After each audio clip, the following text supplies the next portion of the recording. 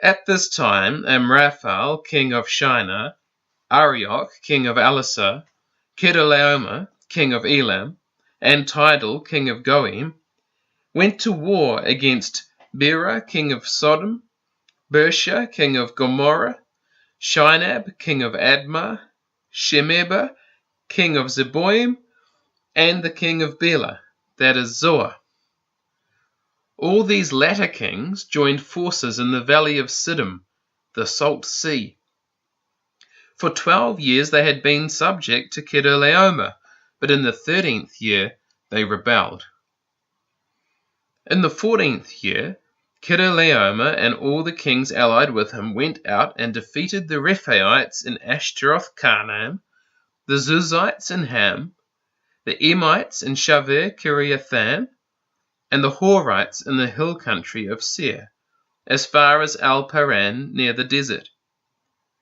Then they turned back and went to En-Mishpat, that is, Kadesh, and they conquered the whole territory of the Amalekites, as well as the Amorites who were living in Hazezon Tamar. Then the king of Sodom, the king of Gomorrah, the king of Admah, the king of Zeboim, and the king of Bela, that is Zoar, marched out and drew up their battle lines in the valley of Siddim against Chedorlaomer, king of Elam, Tidal, king of Goim, Amraphel, king of Shinar, and Arioch, king of Elasar. 4 kings against 5. Now the valley of Siddim was full of tar pits, and when the kings of Sodom and Gomorrah fled, some of the men fell into them, and the rest fled to the hills. The 4 kings seized all the goods of Sodom and Gomorrah and all their food. Then they went away.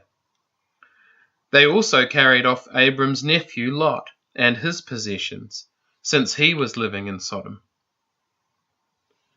One who had escaped came and reported this to Abram the Hebrew. Now Abram was living near the great trees of Mamre, the Amorite, a brother of Eshol and Aner, all of whom were allied with Abram. When Abram heard that his relative had been taken captive, he called out the 318 trained men born in his household and went in pursuit as far as Dan. During the night, Abram divided his men to attack them, and he routed them, pursuing them as far as Hobah, north of Damascus. He recovered all the goods and brought back his relative Lot and his possessions, together with the women and the other people. After Abram returned from defeating Chedorlaomer and the kings allied with him, the king of Sodom came out to meet him in the valley of Shaveh, that is, the king's valley. Then Melchizedek, king of Salem, brought out bread and wine. He was priest of God Most High, and he blessed Abram, saying, "Blessed be Abram by God Most High, creator of heaven and earth, and blessed be God Most High, who delivered your enemies into your hand." Then Abram gave him 1/10 of everything. The king of Sodom said to Abram, "Give me the people, and keep the goods for yourself."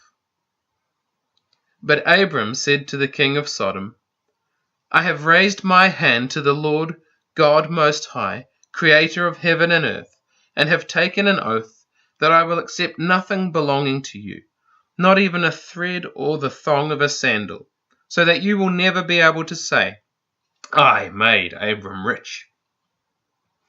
I will accept nothing but what my men have eaten, and the share that belongs to the men who went with me, to Aner, Eshol, and Mamre. Let them have their share."